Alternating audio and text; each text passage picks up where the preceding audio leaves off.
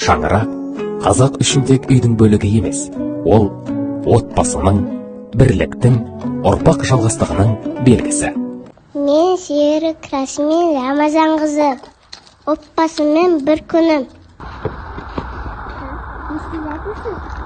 Қора тазалап жатырмын, сиырға жүмшік дайындап жатырмын. Анасыңды көрдің бе? Анашың мына жерде сиыр сауып жатыр.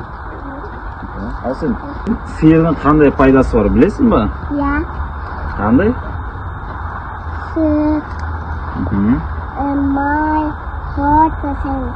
Сосын Қатық.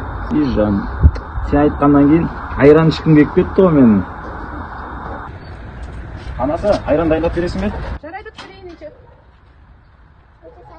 Жүре ғой, көмектесе ғой. Жасмин, бүгін айранды пісіреміз. Пісер. Жарайды.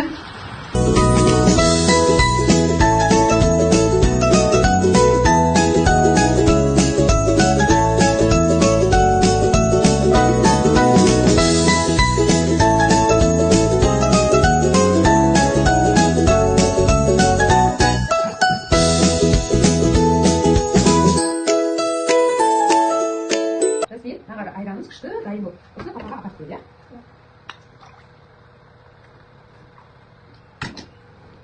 Папана апарып беремін.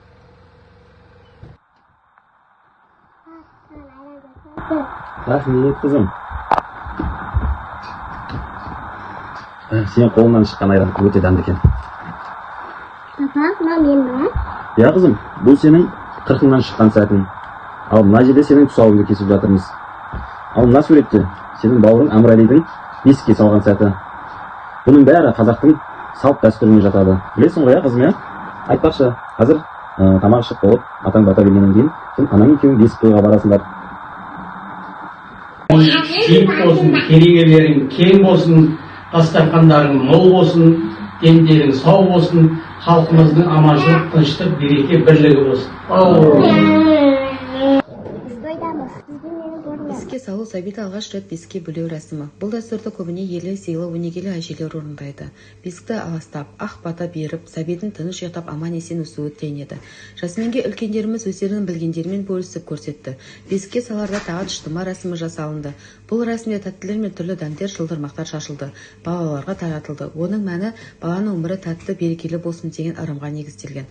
Той кезінде сәбиге алынған сыйлықтар, құдалар бір-біріне сыйлық беріп құрметтерін көрсетті. Жасмин барлық рәсімдерге қатысып, қуанып қайтты. Ең бастысы, біз өзіміздің салт дәстүрлерімізді, рәсімдерімізді ұмытпайық. Осы менің әлемім.